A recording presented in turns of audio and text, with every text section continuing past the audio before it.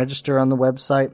That registration is unique to the blog, and it has nothing to do with the notification. It's all about if you want to reply that you're a user on the system and you don't have to enter your name and email address and everything every time you want to reply. So those two systems are disparate. And then lastly, I do have an RSS feed on the site, and I've also specifically made an RSS feed for those who are on LiveJournal so that they can friend that RSS feed. There is a link to it on the www.thelema.new website. So I encourage everyone to go check it out. On today's show, there are two different interviews. The first is with Keith 418, and we're going to be talking about dissent in the thelemic community. There's been a lot of controversy lately about a number of people talking out about the OTO and the way that the leadership is operating, and this has stirred a lot of issues up. This podcast has been part of the controversy, and people have been saying a lot of different things about it. So Keith 418 and I talk about that in this interview. And then after that, I have a 40-minute interview with Christopher Penczak. He is a Wiccan practitioner and author of a number of books published by Red Wheel Weiser and Llewellyn Books. And he and I talk about some of his books as well as elemental magic and other ceremonial magic aspects. So people have been asking for different kinds of content on the show, and this is someone that I think can talk a little bit more about the ceremonial aspect. And in particular, I wanted to talk to him about some of the directional elemental aspects, and he and I spent some time on that. So, as I said, the first interview is Keith 418, and then the second one is Christopher Penczak. So here's Keith 418. Keith, welcome back to the podcast, 93. 93, John, thanks for having me. There's been a lot going on the internet right now talking about some policies of the U.S. Grand Lodge leadership. And they have released a number of statements recently, both on the U.S. Grand Lodge website and on the blog of Sabazius, things relating to some unanimity of the SGIGs, as well as how the SGIGs can function within the order in dissent. And there's a lot of discussion about dissent. What are your thoughts about what's going on? Well, there's a couple of things. I mean, first of all, one of the people who's been, kind of characterized as a dissenter is, one of your former guests, Alan Greenfield, I believe. He's been on the show before. And Alan and I have known each other for a long time. I had a lot of respect for his work on the Hermetic Brotherhood of Light, which I think is really good. And some of his writing about the history of witchcraft as it relates to Crowley, I think is pretty much peerless in its field. And I would highly recommend that your listeners go out and read it, because I think it's very good. But that being said, Alan and I have gone on it hammer and tongs over the years, and he's called me all sorts of nasty names and has been very, very caustic in his dealings with me. And this is true for some of the other so-called dissenters that we've seen coming out. And I just find it sort of unfortunate that the OTO leadership is so insecure and so timid and sort of torn up about itself that Alan's criticism of them bothers them this much.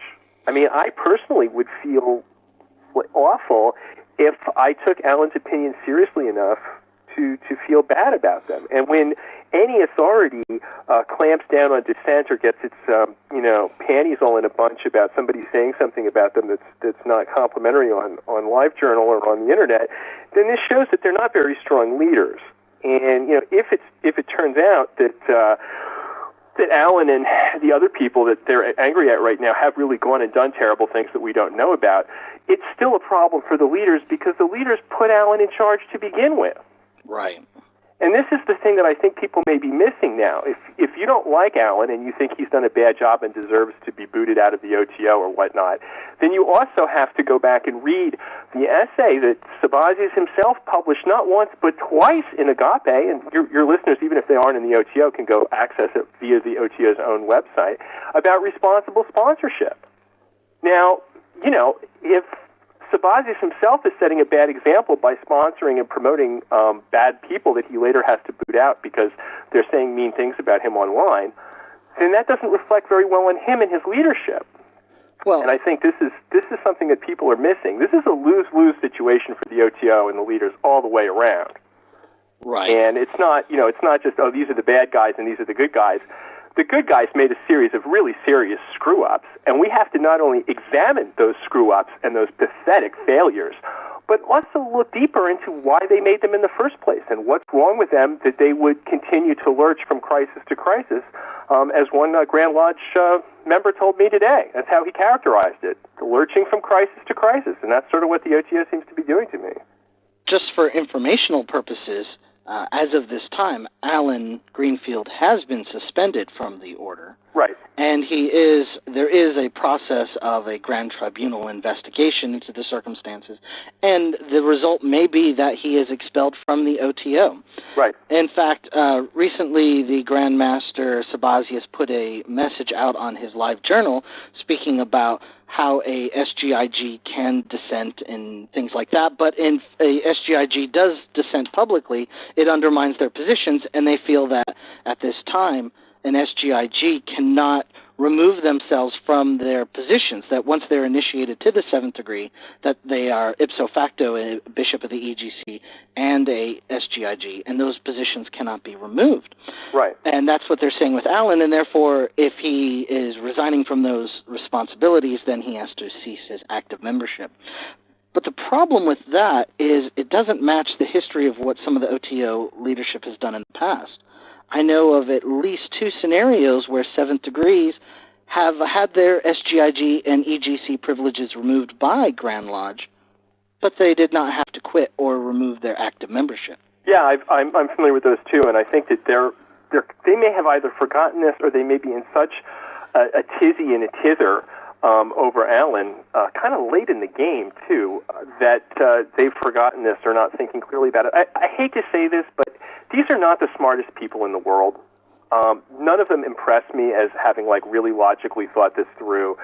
It sounds good, it sounds reasonable, but when you really start to examine it and look at it closely, it's not good. It's not impressive. It's not very intelligent. And again, if this is new policy that they're making now because of this crisis, I can see it having some really negative effects down the line. I mean, first of all, why should they care what Alan says?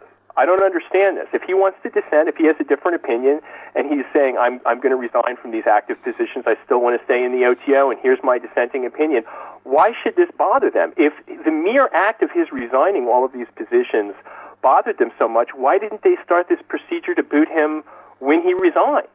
Yes, it's been a number of months ago. Yeah, a number of months ago. And I guess, my kind of feeling about this is that the OTO was once proud of the way that it handled dissent. I was always impressed by the way the leaders blew off criticism and just shrugged it off and said, okay, say what you want. We don't care. We're moving on.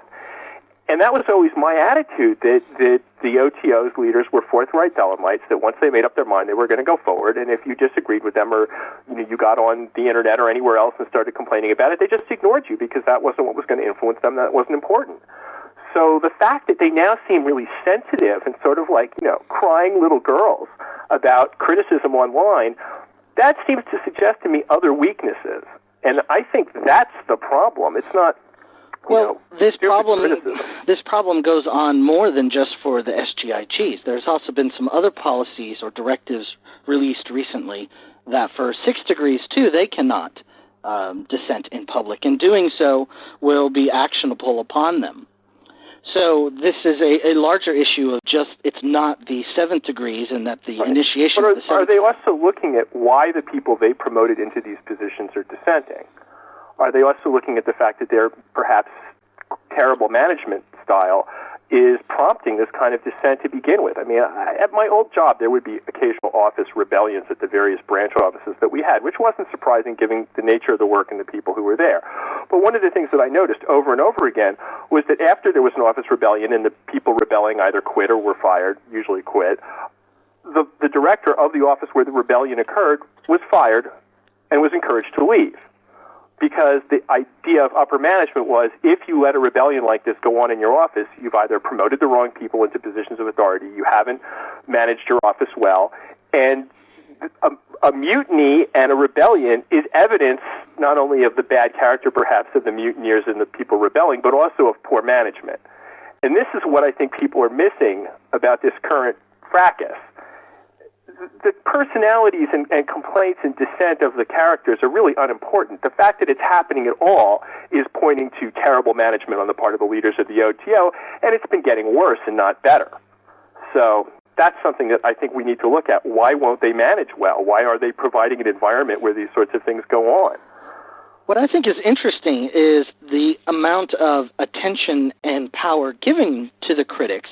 If the OTO really had a very strong program, something that was very serious, purposeful, had goals that people were really into, that could rally behind, they really wouldn't care what the critics say. They'd be too busy. Yeah, they'd be too busy seeing the things that are going on around them, that what they're doing, that they would have something really meaningful and purposeful and serious that they would be dealing with, and they would say, whatever, they're just a bunch of naysayers. We've got this significant stuff going on. But when that significant meaning is lacking and all people have are personality and the petty little projects that get initiated on the local body level, then there's really not that much going on, and they end up starting to concentrate on personality conflict, on various ideological positions, and they get into the gossipy mode that, the leadership has complained about.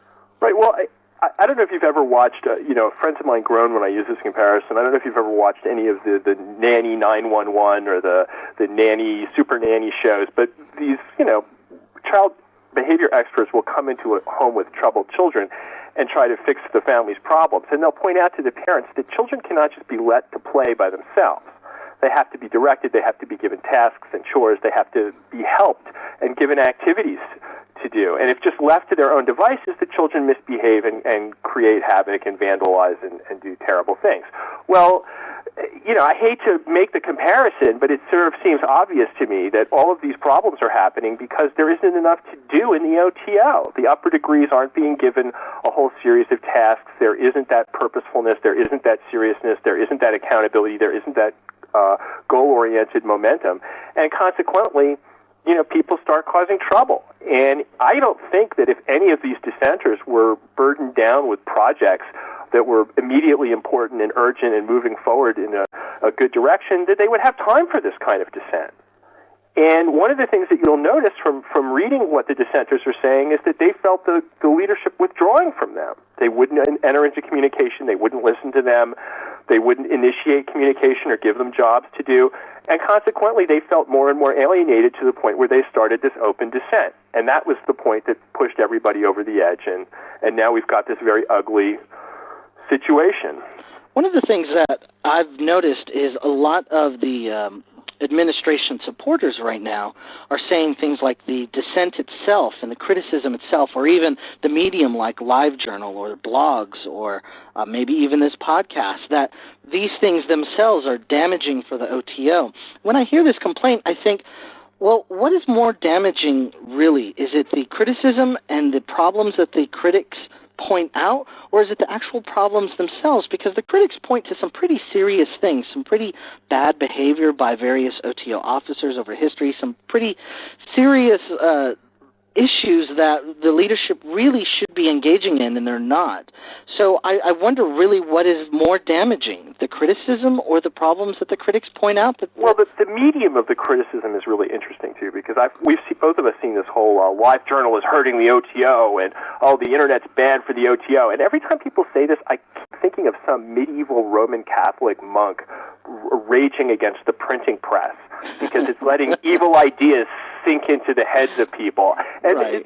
This sort of Luddite-like response to the Internet. Look, the Internet is making trouble for all authoritarian cult groups. It's making trouble for the Scientologists, which, if you basically have studied the Internet since it first really appeared on the scene, the Scientologists are fighting a war against the Viet Cong on the Internet. I mean, it's like an insurgency that's really guerrilla-like in approach, and it's been going on for years. The Mormons have suffered because of the Internet, because they're a hierarchical organization with secrets that they're trying to protect, and they're very, very unhappy about Internet criticism. Well, is the OTO one of these old aeon patriarchal groups that's terrified of criticism and has to have like an absolute sort of agreement that has to be enforced with fear? Or are we the kind of people who are so strong we don't care about our critics and we don't care about dissent? We're moving forward. We have a program and projects, and we have things we're doing. So when our leaders act like scared little girls pooping in their pants.